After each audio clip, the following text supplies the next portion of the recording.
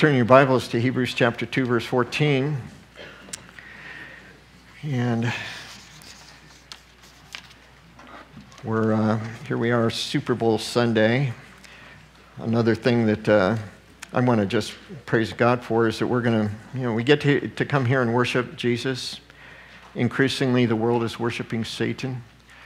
In fact, for those that followed the Grammys this last week, or followed the news about the Grammys, that there was open worship of Satan in our culture today. One of the songwriters was literally had a hat with horns and transvestites and red and worship of Satan at the Grammys.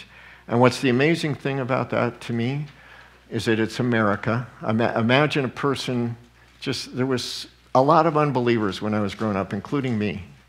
But if I were back then translated to that, everybody I knew, every parent, would have said, "What is going on?"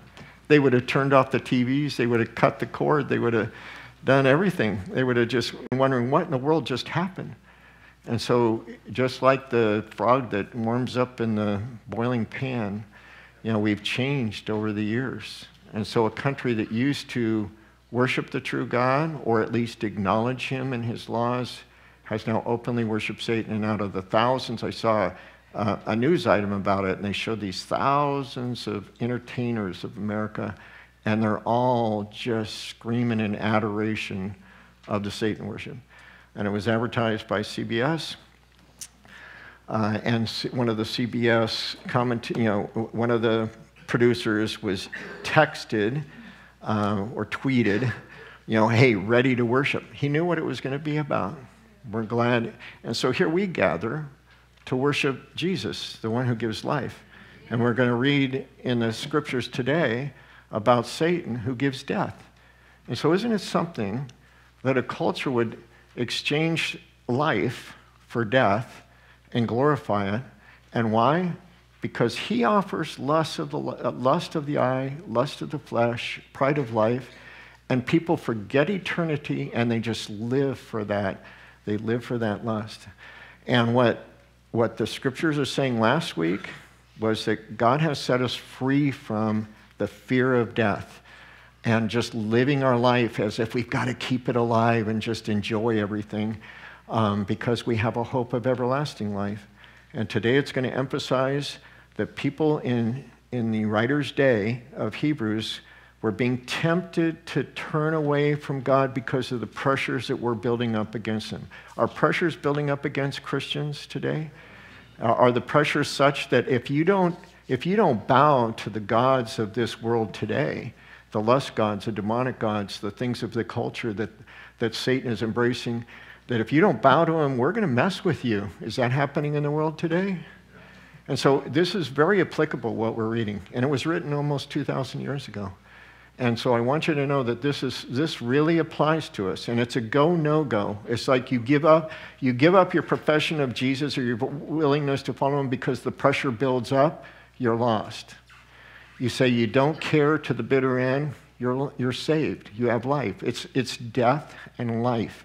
And every soul in this room is making a decision of whose house you're in. You're either in God's house or you're in Satan's house. And when we say we want to be in God's house, if it's true, we'll be there at the end. My little cliche is, if you're truly saved, you'll be there at the end. That comes from this chapter. You'll be there at the end if you're truly saved. If you're not truly saved, Satan's going to keep on working on you and get you into his house, and then you won't be in God's house. So, Hebrews 2:14, a few verses from last week as a lead-in. "Inasmuch then as the children, humans, have partaken of flesh and blood," we took on flesh and blood when we were born. He himself, Jesus, he became one of us so he could live a perfect life and then take the death we deserve. He himself likewise shared in the same, that through death, when he offered himself death on the cross, even though he had never sinned, he suffered on our behalf, he might destroy him who had the power of death, that is, the devil. So the devil has the power of death. And my mental picture is every day it says that he goes and accuses us before God every day. We covered that last week. And I think he says, look at these humans down on earth. Not only did they worship me on the Grammy Awards, but Rihanna, the NFL wants to have Rihanna, and she worships me too, as a halftime show. And Jay-Z and all these other people have turned into billionaires. And all these Americans that have spent $1 billion to listen to their satanic music and their satanic ways, they love me. Can I kill them all? And God says, nope, you can't kill them all. Because I'm still waiting for some to come to saving faith in Jesus. I'm still giving them a choice. You're never going to kill them all because some of them are going to be mine. Some of them are going to truly believe and trust in my son, Jesus, and you're not going to get them all. He releases those. So Jesus releases those who through fear of death were all their lifetime subject to bondage. Satan has power of death. He threatens us with it, and we therefore serve him. But Jesus releases us from that, from the fear of death. Therefore, in all things, he, Jesus, had to be made like his brethren, had to become a man. Because he was there in the beginning creating all things, and he just poured himself into a man so he could talk to us, that he might be a merciful and faithful high priest. And that is a huge statement to the Jews that are reading this from the writer, because Jews know that Aaron, the descendants of Aaron, a Jew from the Levites way back when, that he's the high priest. What's happening at the temple, that's the high priest. What do you mean this Jesus, who is from the tribe of Judah, is the high priest? And he's going to ultimately deal with that, but he's laying this bomb right in the middle. Whoa, what do you mean? What do you mean he's our high priest? But you know what? Jesus is our high priest. He is now our mediator between God and man. We don't go through any man. Jesus is our high priest in things pertaining to God, to make propitiation, which is a fancy word that means totally paid, our entire debt for sin, for the sins of the people, for in that he himself has suffered being tempted, he is able to aid those who are tempted. So Satan has power of death, Jesus has power of life. Guess what? Jesus' power trumps Satan's power. No matter how dead we are in our trespasses and sins because we rebelled against God and done any imaginable thing, God is always offering life through Jesus Christ. You can divorce yourself from Satan, and you can marry me, God is saying. You can come into a marriage relationship with me where you will become the bride of Christ, an adopted child of mine, and I will wipe out your entire record of wrong. And you will be cleansed. You will be made holy, which is what chapter 3 gets into. Therefore, because of all the things Jesus has done for us, because he came and became a man, suffered our abuse, suffered man's abuse, beating him, spitting on him, mocking him, crucifying him, illegally trying him, and because of all that, therefore, holy brethren, partakers of a heavenly calling, meaning people that are born again, people that love Jesus, consider the apostle and high priest of our confession, Jesus Christ, Christ Jesus, who was faithful to him who appointed him, as Moses also was faithful in all his house. For this one has been counted worthy of more glory than Moses, inasmuch as he who built the house has more honor than the house. For every house is built by someone, but he who built all things is God. And Moses indeed was faithful in all his house as a servant, for a testimony of those things which would be spoken afterward. But Christ as a son over his own house, whose house we are if we hold fast the confidence and the rejoicing of the hope firm to the end. We're going to go over these 6 verses more carefully. And if you're just new to the Bible, you're going to think, man, it's confusing. The Bible's confusing. It takes knowing the Old Testament. You have to understand Moses. You have to, for this whole chapter and the next chapter, you have to totally understand the law of God and the history of the Jews to really understand what the writer's saying. We're going to try and unpack this in a way that will help the novice to understand it, even for those that have been reading the Word for a long time. Therefore, because of what Jesus did, holy brethren. So, and holy, the word holy is hagios, and it's either translated holy or saints at times.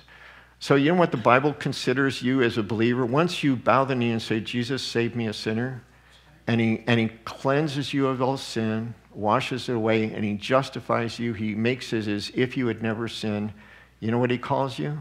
A saint. That you are now holy. And so I want you to understand the ramifications of that God considers you holy.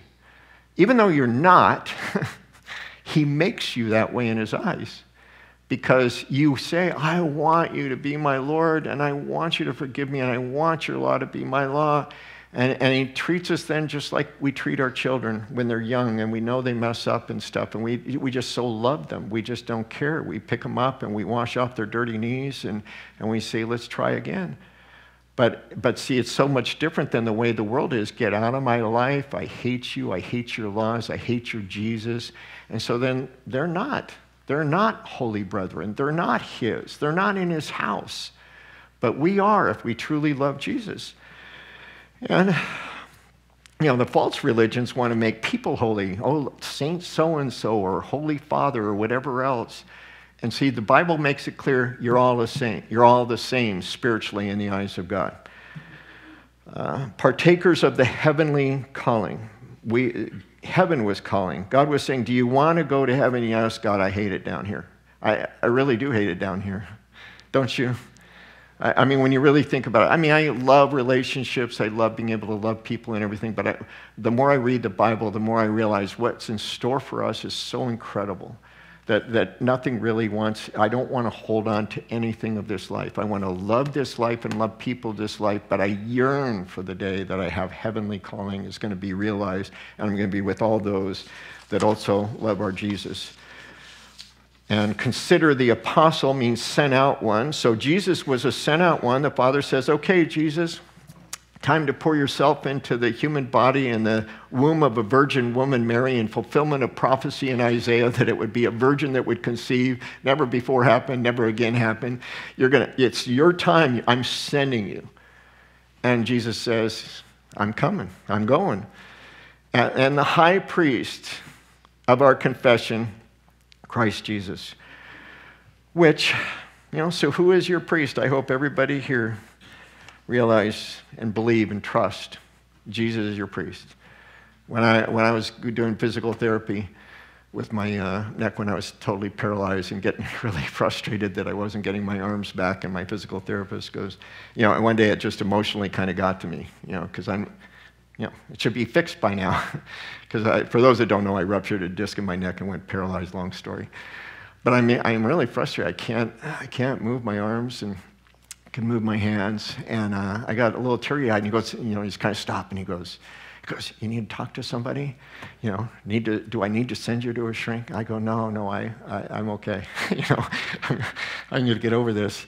And then he said, you know, so you have somebody to talk to? I go, yeah, I've got Jesus. I talked to Jesus. He and I are going to get through this. And he goes, but you need somebody to talk back to you. I go, oh, he talks back to me. You know, and you know what? It's so cool to just not want to have to run to man. I've got Jesus. I've got the Holy Spirit. I've got the Word of God that just comforts me, you know, and says that. And I told one guy, a doctor says, you're never going to be back to normal, which is true. I mean, I can move my arms, but, you know, and then on my way out, I said, you know what? I am going to be normal. I'm going to be better than normal. Jesus is going to give me a new body. And he goes, and he looked at me like, and I liked him. He's a really unique guy, but he looked at me like, okay. And so his word wasn't going to be the last word. We're going to get new bodies. We're going to get everything else. When I know what Jesus has told me I get, I just love him. And he's everything. And nothing else in this world matters. And he's ready to give us comfort at any time. Who was faithful to him. Jesus was faithful to him, God the Father. When was he most faithful? The night he's in the Garden of Gethsemane, sweating, as it were, great drops of blood, knowing he was about to be crucified. And he said, not my will, but your will be done. Wow, that's faithful, because He was tempted in all ways as we are. You know what? If I knew I'm about to have people beat me almost to death, and I knew they were then going to humiliate me and nail me to a cross, how many of you, knowing he's about to get nails driven in his wrists, yeah.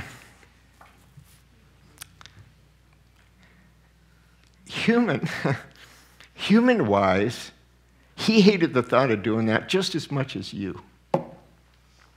But he did it, according to Hebrews later on, for the joy that was set before him.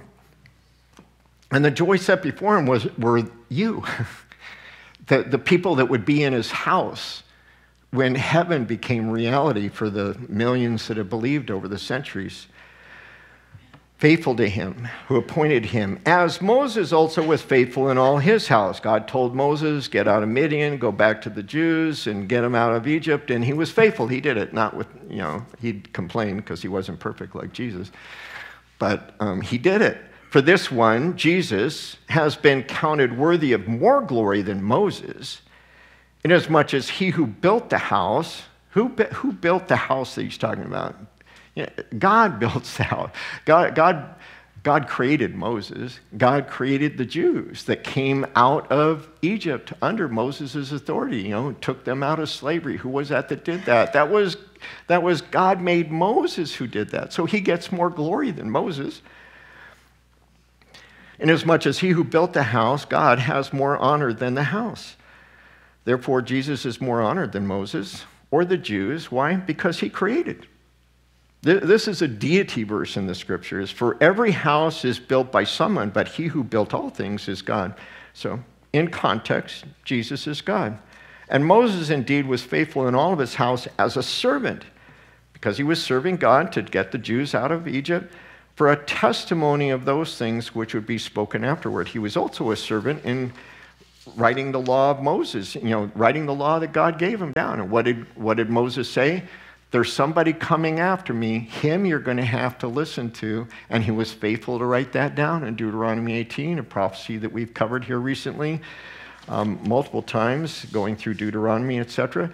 And so he was faithful to speak about this other person that would come, this God-man, Jesus. But Christ, the anointed one, the Messiah, as a son over his own house, Jesus is the one that is over the house of all who will be saved. He is loading you into his house. He's making you as bricks of the new temple,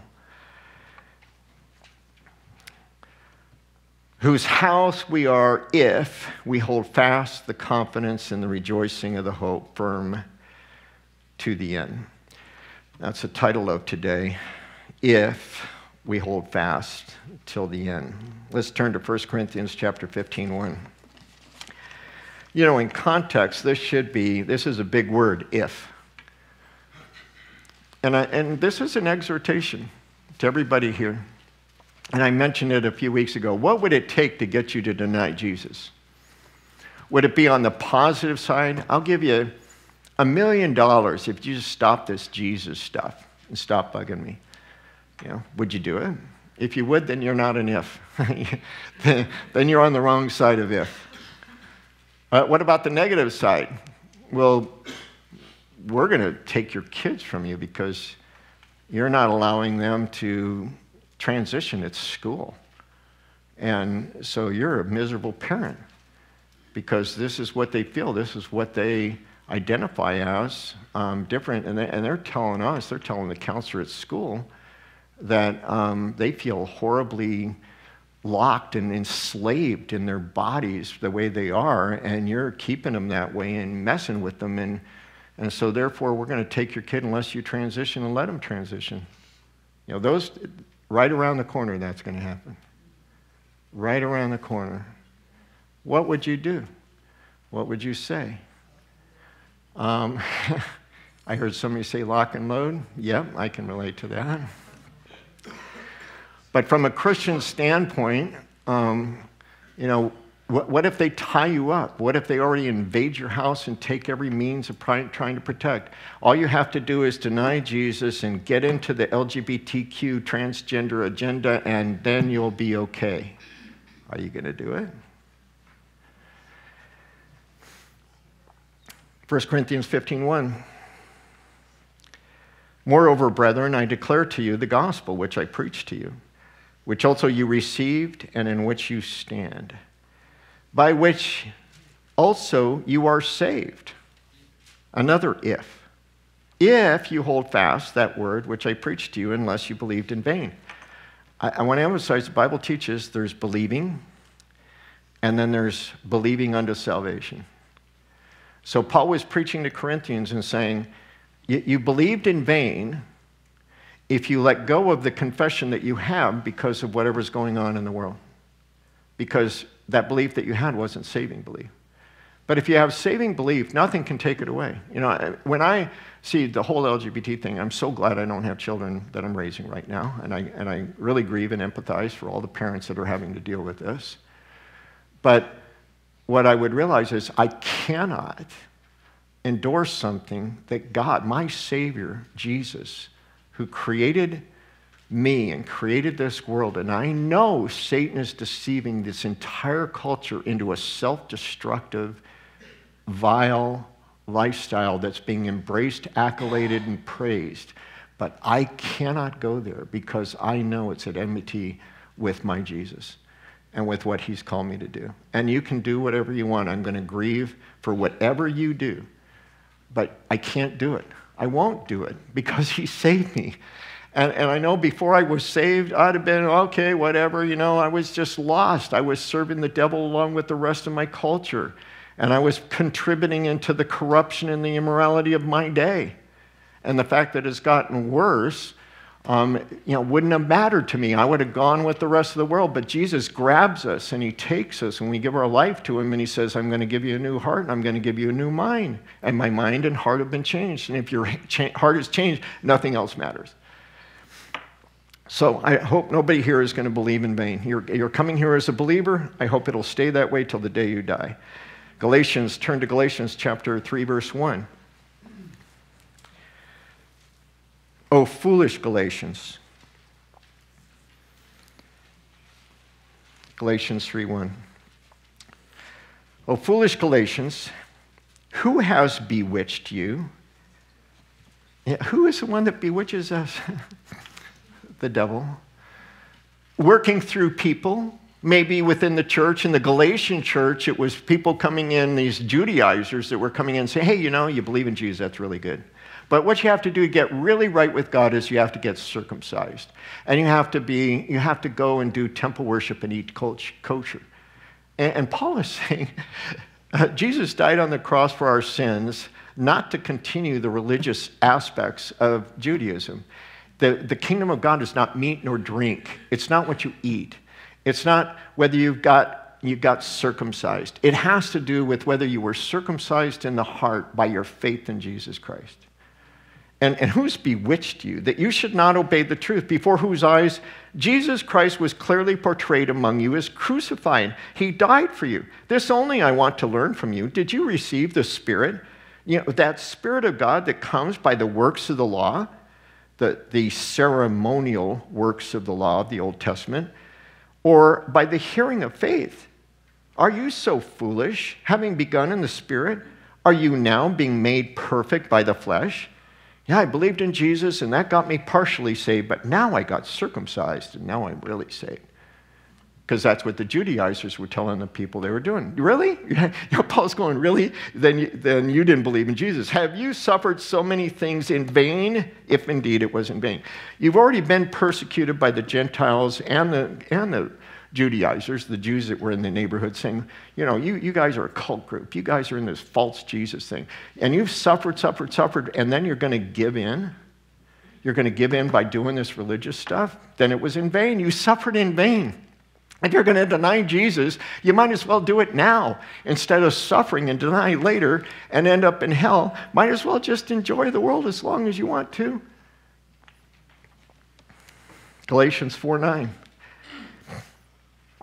But now, after you have known God, or rather are known by God, how is it that you turn again to the weak and beggarly elements of the religious law, to which you desire again to be in bondage? You observe days. I got to observe the Sabbath day exactly like I was told. I have to do the 6 feasts of the Jews. I have to go to Jerusalem, whatever. And months and seasons and years, the Jews had all kinds of calendar events. I am afraid for you, lest I have labored for you in vain. It was a big deal. Satan always tries to get people coming towards Jesus to get them to trust in their works, to trust in, okay, I go to church enough. Okay, I'll go to church. I'll read my Bible. I'll do this. I'll do that. And I've got to do that to be saved. I've got to go do Mass, or I'm just not going to make it when I die, or whatever else. Try to do some religious thing, which Paul says if you're trusting in anything but the shed blood of Jesus on the cross for your sins, you're not there. Now, for those that don't have notes, I'm going to read out of Fox's Book of Martyrs. And you can download Fox's Book of Martyrs. To me, it's a must-read. It's a must-read to prepare your heart for what I think is coming. And this section I'm taking is from Fox's Book of Martyrs, chapter 1, the 7th persecution of the church.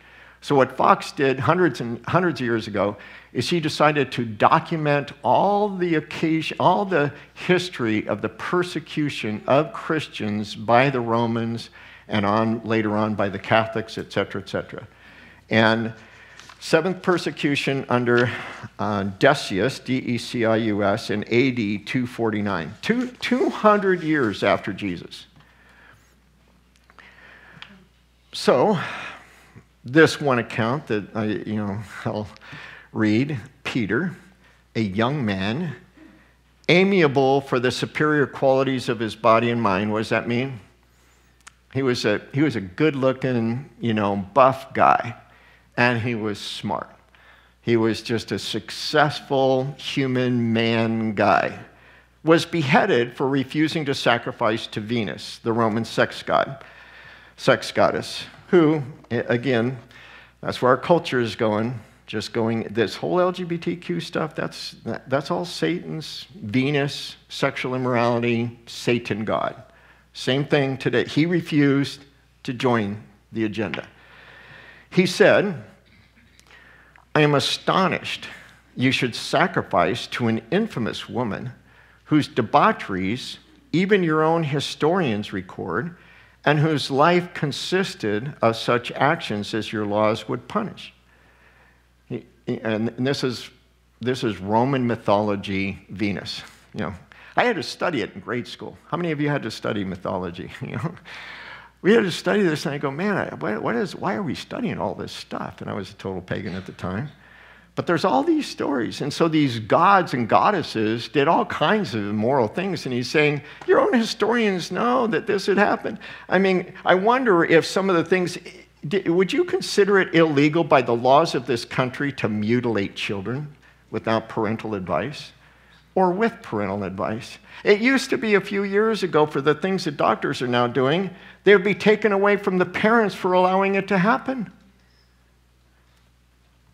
And so he's just saying, this is against a lot. You want me to worship something that is a debauchery? No. I shall offer the true God the acceptable sacrifice of praises and prayers. Optimus, the bad guy, the proconsul of Asia under the Caesar, who wants to bring the persecution, on hearing this, ordered the prisoner to be stretched upon a wheel by which all his bones were broken, and then he was sent to be beheaded. So now when Hebrews says, whose house we are if we hold fast the confidence and the rejoicing and hope firm until the end, do you think that Peter made it? Now, I don't understand what this stretch upon a wheel and breaking all your bones, but this is what I think. I think they had a wheel that a wide wheel, and they would strap you on, and then they would lower it on the ground, just crunch, crunch, crunch, crunch, crunch. And that's what I think it was, which is different than the rack, which is what the next one is. So Nicomacheus, being brought before the proconsul, the same proconsul, as a Christian. So this one is, he's just, hey, this guy's a Christian, was ordered to sacrifice to the pagan idols. Nicomacheus replied, I cannot pay that respect to devils, which is only due to the Almighty. The Bible teaches that behind every idol is a devil, is a demon. And so he understands that. He intellectually knows that. This speech so much enraged the proconsul that Nicomacheus was put to the rack. Now, the rack is, they tie your hands and your legs and they rack you until they're just pulling you apart. And so, was he there at the end? Was he faithful to the end? Well, actually, let's read. After enduring the torments for a time, stretching it tighter and tighter and tighter, he recanted, meaning he goes, okay, Venus is God. I'm going to do whatever it takes. Whatever, and just leave me alone. I can't take any more. Yes, Jesus is not God. I'm not going to serve him. Whatever he did to recant. But scarcely had he given this proof of his frailty than he fell into the greatest agonies, dropped down on the ground, and expired immediately. So then they unracked him. Okay, good. Unracked him, he died. So then, Denisa, D-E-N-I-S-A, Denisa, a young woman of only 16 years of age who beheld this terrible judgment, suddenly exclaimed, "Oh, unhappy wretch! Why would you, by a moment's ease, at the expense of a miserable eternity?" Optimus, hearing this, the bad guy hearing this, called to her, and Denisa, vowing herself to be a Christian, she was beheaded by his order soon after. This really happened. And you know what? This is what kept the church so strong in the early days. Is because everybody knew when I'm going to confess Jesus, then I'm already mentally there. My Jesus is so real to me that I'm willing to do whatever. I'll join them. Sometimes the people that were racking and persecuting the Christians would listen to the testimony of those that they're killing, and they themselves would drop on their knees right there because of the testimony of the Christians. Now, none of us would like that. I mean, to me, to even think about that, I go, how could I endure? But just like I told my physical therapist, me and Jesus will get through it, no matter what, because it's real, because he comforts us, and we have to just prepare our hearts. Holding fast. Millions of people have held fast, just like that 16-year-old girl. Back to Hebrews chapter 3, verse 6. The book is, and this is my version, Fox's Book of Martyrs. I have all these sticky tabs that look tacky on video, so I did like that. Amazing. It really is an amazing account. And all of us just prepare our hearts no matter what. Though, we sing the song, though none go with me, still I will follow. Though none go with me, still I will follow. But Christ is a son over his own house, whose house we are, if we hold fast the confidence and the rejoicing of the hope firm till the end. Therefore, as the Holy Spirit says, today, if you will hear his voice, do not harden your hearts, as in the rebellion, in the day of trial in the wilderness. And he's talking about Numbers 14 through Deuteronomy 34, when the Jews were just, we'll get a little bit more into that later, where your fathers tested me, tried me, and saw my works 40 years. Therefore I was angry with that generation and said, they always go astray in their heart, and they have not known my ways, so I swore in my wrath, they shall not enter my rest. That's a quote from Psalm 95. So here's the importance of history here to understand what the writer of Hebrews is going to get into. See, that's a quote from Psalm 95. That was written by King David about 1000 BC. But before that, 1500 BC, Moses is leading the children out of Israel. And 2 million people coming out of Israel, crossing the Red Sea, water out of rock, out of Egypt. Moses led 2 million people out of Egypt, out of slavery of Egypt. They're no longer having to make little rocks out of big rocks, all the other stuff that they've been doing. And they get to leave miraculously the 10 plagues that they saw God put 10 plagues on the Egyptians, the final one being the death of the firstborn. They then complain when they see Pharaoh's army coming. Oh, Moses, you brought us out here to die. And Moses goes, no, we're going to go this way. That way's water. We're going to drown. And they're all afraid of dying. And he says, no, just watch the Lord and parted the Red Sea, the Gulf of Aqaba. They go across on dry ground. And then God miraculously gives them manna, and miraculously gives them water, miraculously does all these things. And for 10 different times, the Jews, we want to go back to Egypt. No, you brought us out here to die 10 different times. The 10th time, which we're going to read later on, is when they're right ready to go into the promised land, and now they're too afraid they're going to die if they go into the promised land, and God says, that's it. You guys got to die in the wilderness. The adults have to die in the wilderness, and we covered that. And that's 1500 BC. But then under Joshua, they get into the promised land. But in 1000 BC, King David writes Psalm 95, which says, they shall not enter my rest. So the point that the Hebrew writers is going to make is, there's a rest of God that people enter. And it's not a rest of getting into the promised land. Because what's the rest of getting into the promised land being Israel? It's temporary. It only lasts for a little while and then you die. But the rest that God has for us is resting forever with him. We rest from our works. We no longer are trying to do all the do's and not do all the don'ts so that we can somehow be righteous enough for God to let us into the pearly gates. We're trusting in Jesus as our Savior, and we know he's going to give us rest from this corrupted, sin-filled, death-filled world. And that's the rest he wants us to enter. And then what we do when we enter that rest is we're in his Sabbath day every day. You know, people say, oh, do you observe the Sabbath? I do. Well, do you observe it on Saturday? I do. And Sunday, Monday, Tuesday, Wednesday, Thursday, Friday. Because every day is Sabbath day. I have ceased from my works. I am now walking and living in the rest of God that he's given me. Every day is Jesus' day in my heart. So, David's prophesying to a future people. Therefore, as the Holy Spirit says, today if you hear his voice, do not harden your hearts as in the rebellion in the day of trial in the wilderness, where your fathers tested me, tried me, and saw my works 40 years. Now, the writer of Hebrews is dealing specifically with the people of his day that are being persecuted in Jerusalem. And all they can either be fearing the persecution of the Jews against them, treating them as they're dead because they're not going to go and sacrifice bulls and goats. And all they have to do is sacrifice a bull and goat, and the persecution goes away. This isn't like being racked, being put on a wheel and having all your bones broken. It's just if you go back to being a good Jew, we'll stop the persecution against you Jesus freak cult group Jews.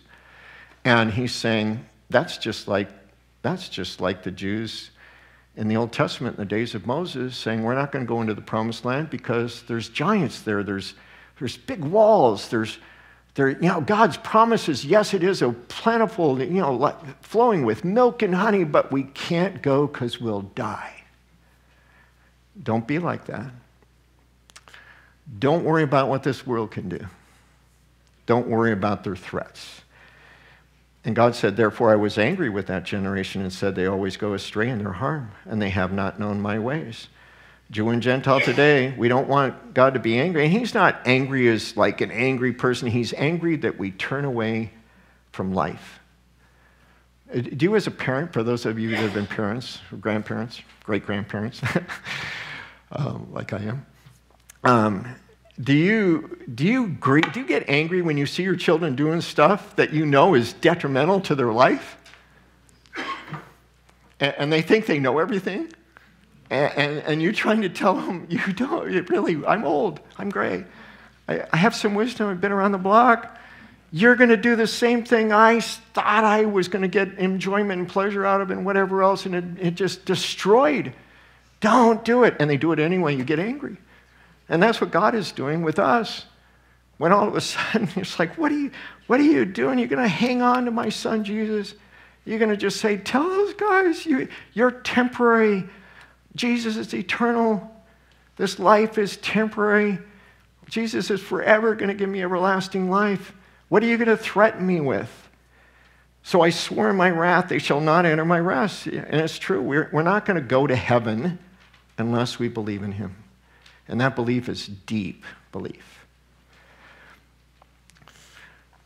Beware, brethren, lest there be in any of you an evil heart of unbelief in departing from the living God. But exhort one another daily, while it is called today, lest any of you be hardened through the deceitfulness of sin. An evil heart will depart. When we first hear the truth, the parable of the sower that Jesus said, there's some people that they receive the word of God and they go, oh yes, I need Jesus, I want to believe, but as soon as persecution comes, they dry up and die. Or another seed gets planted in the soil is now full of weeds. And so it says, yeah, I'll do Jesus, yes, I want to, and they start to grow, but then the weeds of the world, the cares of the world, and the tantalizations and the temptations of the world choke them out, so that they too don't become anything.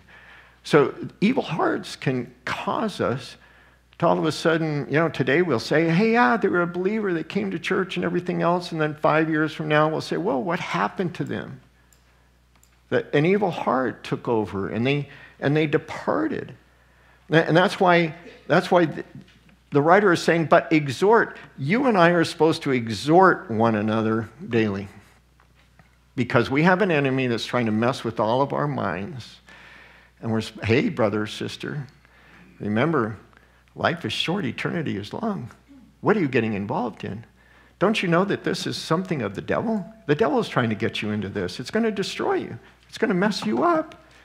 Hang in there. Let's contend for the faith. Let's walk. That's what we're supposed to exhort. That's what I'm doing today.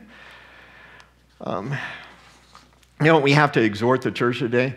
Please stop teaching that all roads lead to heaven, church. Because you know what? That's an evil heart that says all roads lead to heaven. It's calling Jesus a liar. Jesus said that I am the way, the truth, and the life, and no one gets to the Father except through me. And there's pastors and pulpits and Christians all over this country saying, no, that's not very popular. That's not this, what's that one, he's got us. That's not what he's got us is going to say. It's going to say all roads lead to heaven. Everybody has their path, and everybody's going to be okay. God's moral law, he just, it's okay to get into sorcery, drug use. It's okay to get into drunkenness and sexual immorality because Jesus died on the cross for our sins, so why not just sin? The Bible deals with that too. That's evil thinking. That's evil heart. We need to stay away from the things that will ensnare us. For we have become, verse 14, we have become partakers of Christ, there's that word again, if we hold the beginning of our confidence steadfast to the end. While it is said, today if you will hear his voice, do not harden your hearts as in the rebellion. Repeating Psalm 95, a warning that we rebel again. And it's not rebel like, as soon as I sin, I've now rebelled and I'm not saved. I'm saved, I'm not saved, I'm not saved, I'm saved. It's just the attitude towards that sin. See, brother, sister, I know I have got to lay down these things that God has said. Pray for me because it's a struggle, but my mission, my goal is to lay it down, to turn away from these things. I'm still ensnared. That's the heart of a true believer still. Get out of my life. Times have changed. Don't you realize the Bible's archaic? Don't you realize it was all just, I went to college and I found out that, you know what? We don't know what the Bible really said when it was written, and people have just added to it, a bunch of lies, because we do know what the Bible said way back when. We have the copies from way, way back when. We know what it said. But the world wants to convince people that we can't trust the Word of God. And if somebody starts to question this, then they question Jesus. If they want to rip out pages of their Bible, then they want to put Jesus back up on the cross and say, crucify him, because he means nothing to me. For who, having heard, rebelled? Indeed, was it not all who came out of Egypt led by Moses? Yep. Now with whom was he angry 40 years? Was it not with those who sinned, whose corpses fell in the wilderness? All but two. Now this is scary. 2 million people come out. A lot of them are children. We don't know how many, but everybody over 40 years, everybody over 20 years old, 20 and over, they all had to die because that 10th time. And only 2 guys, Joshua and Caleb, got to go into the promised land. And Moses and Aaron, they still had a heart for God, but they had to die before going into the promised land. So four people. So we see that they could not enter in because of unbelief. Therefore, since a promise remains to enter his rest, because that's what Psalm 95 alludes to, chapter 4, verse 1 of Hebrews. Therefore, since a promise remains of entering his rest, let us fear lest any of you seem to have come short of it. I fear, but I don't fear. I know, like Paul, I know whom I have believed and am persuaded that he's able to keep that which I've committed to him until that day. I mean, there was a time in my early walk where Satan was trying to woo me away. But then you get to that point where you go from faith to saving faith, and then nothing can change it. And so, if you're not there to saving faith, then be sure this doesn't apply to you. You want to enter God's rest. You don't want to fall short of it. And falling short of what he's talking about here, what God is talking about, it's not like, Mom and Dad, I'm going to get a degree to go be a doctor. And after 5 years, you finally bail out because you want to stop. And you fall short of a degree as being a doctor. It's not that.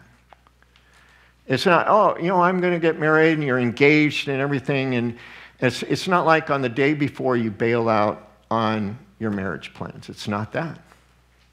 This is a billion times different. Because this is, yes, Jesus, I believe in you, but you know what? This girlfriend, she's not so much into you, and so, I can go live with her if I'm not into this Jesus thing, and so, I'll go that way. To everlasting death. To really show it wasn't saving belief. And even then, that person can repent, but at that point, it's like falling short. And nobody wants to fall short because we're talking about everlasting life. Verse 2, for indeed the gospel was preached to us as well as to them. We're hearing it, 2,000 years later, to us. For indeed the gospel has been preached to us as well as to the Jews in Moses' day, 1500 BC. Or to the Jews in Jerusalem that are being written to here in 70-some AD, or about 60-some AD, as well as them. But the word which they heard did not profit them, not being mixed with faith in those who heard it. Let's turn to Numbers chapter 13, 25. And we're going to read with not much commentary, going back to the history that the writer of Hebrews is alluding to. This is, they're ready to enter the promised land that God told them to go enter. Now, if you have faith in God, as Caleb and Joshua, the 2 people did, and you've seen all the plagues of Egypt and all the things I rattled off a few minutes ago, are you very concerned about seeing giants in the land or thick walls or anything else? If you have faith in God, you have absolutely no doubt he's going to take you into the promised land. He can just cause walls to fall down. He could just have people turn against themselves and their armies and stuff. You don't even have to do anything. You're serving the true God of Israel, that you've seen all these miracles.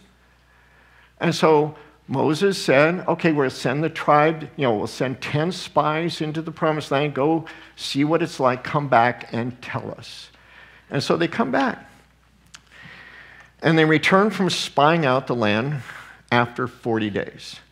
Now they departed and came back to Moses and Aaron and all the congregation, the children of Israel, in the wilderness of Paran at Kadesh, which is the south part of the promised land today. And they brought back word to them and to all the congregation and showed them the fruit of the land. Wow, huge fruit. Grapevines that are carried on a stick between 2 guys, just huge, beautiful fruit. Then they told them and said, we went to the land where you sent us. It truly flows with milk and honey, and this is its fruit. God told us the truth. This place is ready to be lived in. Nevertheless, be careful of the buts. But the people who dwell in the land are strong, stronger than God. The cities are fortified with are fortified and very large, more people than God can handle. Moreover, we saw the descendants of Anak, the giants, the Nephilim, the people that were like 9 feet tall, that were demonic hybrids that we don't have time to get into. The Amalekites dwell in the land of the south. The Hittites and Jebusites and the Amorites dwell in the mountains. And the Canaanites dwell by the sea and along the banks. There's too many of them for God to deal with. Then Caleb quieted the people before Moses and said, let us go up at once and take possession, for we are well able to overcome it. And he wasn't trusting on his sword, or Joshua, who was along with him, saying the same thing. He wasn't saying, we're able to do this. He was saying, we're able to do this because we got God. That's what it goes on to say. We have God. God plus nobody, God plus against a billion, God is still a majority. So they had faith. Everybody else was just playing religion in the Jewish culture. Nevertheless, the people who dwell in the land, verse 31, but the men who had gone up with him said, we are not able to go up against the people, for they are stronger than we. And they gave the children of Israel a bad report of the land which they had spied out, saying, the land through which we have gone as spies is a land that devours its inhabitants, and all the people whom we saw in it are men of great stature. There we saw the giants, the descendants of Anak came from the giants, and we were like grasshoppers in our own sight, and so we were in their sight. Who are you puny guys? And here's the bottom line is that there's giants in our land right now that we're seeing growing, and they're getting bigger and bigger and bigger in the society's hatred against our Jesus. And we can worry about them and get all fearful, or we can just sit there and say, it is well with my soul. And then, so the congregation lifted up their voice and cried, and the people wept, 14 verse 1 and 2. And all the children of Israel complained against Moses and Aaron. The whole congregation said to them, if only we had died in the land of Egypt. If only we could have stayed slaves. See, this is what happened. I've seen it many, many times. Professing Christians, churchgoers, people I thought that were there that go back to Egypt. They go back to the world. And they don't even confess anymore that they know Jesus. Some people say, well, Kevin, were they, so you don't believe in once saved, always saved? No, they weren't saved. They didn't have that saving faith in Jesus. Because if you're really saved, you will be there at the end. And only we know what our heart is really, where our heart's really at with God. We can't know whether the Judas that's next to us is really for him or not. If only we had died in those, or if only we had died in this wilderness rather than going into the promised land. Why has the Lord brought us to this land to fall by the sword, that our wives, our children should become victims? Would it not be better for us to return to Egypt? So they said, get us another leader. And then they wanted to kill Moses. They wanted to kill Moses for getting him out there. They wanted to get up against Joshua and Caleb. You know who I expect to persecute the church the most, the real church the most? Is the fake church. Here are the Jews wanting to kill Moses because he took them out of Egypt, took them out of slavery. So be prepared for even your friends to sometime persecute you. I talk to some other Christians sometimes, and it's like, I'll be excited about Jesus coming back and, want to praise Jesus. And they look at me like, what's wrong with you? I go, wow, I mean, there should have been fellowship there. There should have been camaraderie. If we all worship the same Jesus, we should all be excited about our Jesus coming back. We should all be excited about the Word of God. We should be all excited about worshiping Jesus. And I wonder what's really going on.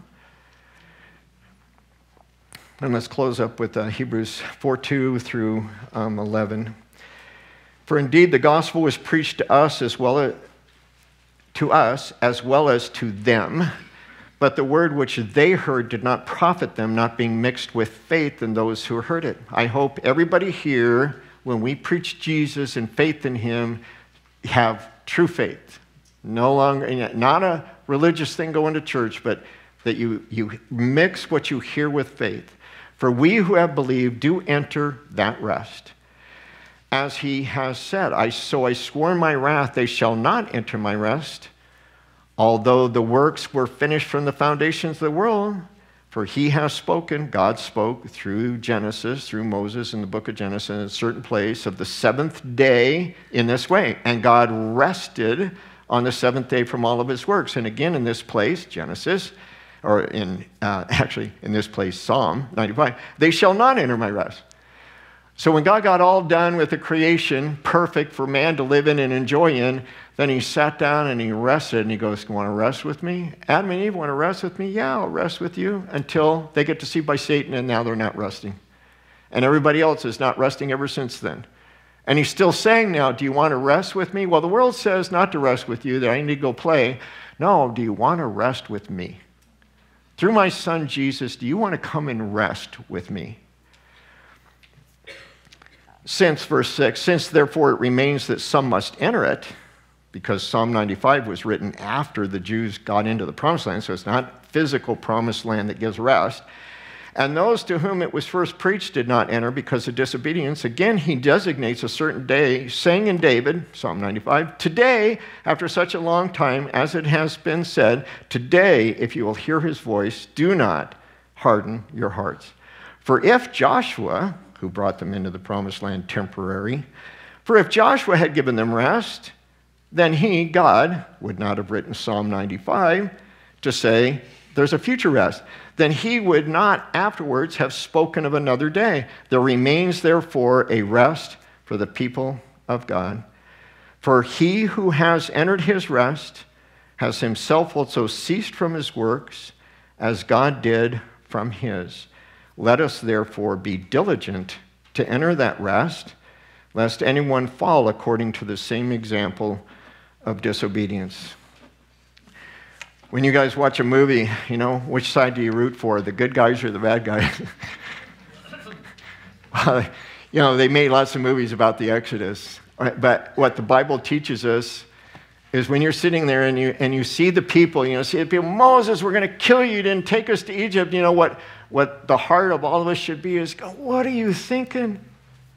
Why are you afraid of death? Why don't you just trust this God, even though, moving into the promised land, does that look worse than going across the Gulf of Aqaba, which is water before you? You see Pharaoh's army on this side. He's going to kill you with all of his chariots. And you want to kill Moses then, but God's still merciful, and he's not holding it against you. And so he tells Moses, just move your staff and watch the water part. And you guys watched all that. So you didn't die, and you just went through by faith. And the water then drowned Pharaoh's army. And what are you thinking that a few months later that you want to go back to Egypt because you worry about a few walls and a few giants in the land? You serve a mighty God. And our mighty God is so awesome that he sent Jesus to die on the cross for our sins, to give us citizenship in heaven, to wipe away the record of wrong against us, to suffer death on our behalf, physical death, and he also suffered spiritual death, separation from God on our behalf, to issue us citizenship in heaven with eternal life. And in exchange for us believing in that by faith, we simply walk through this world and we say, I don't care about the giants of this land, which are many. I'm going to trust Jesus. I'm going to fall and stumble, but my Jesus is going to pick me up, and he's going to give me that life if I just stay stuck on him. And so we just do that till he comes. Bad times are coming to this world. Horrible things are going to come.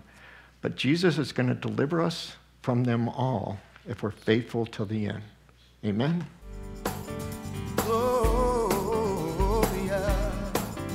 Is your name in all the earth. Ooh, you're glorious, yeah. Is your name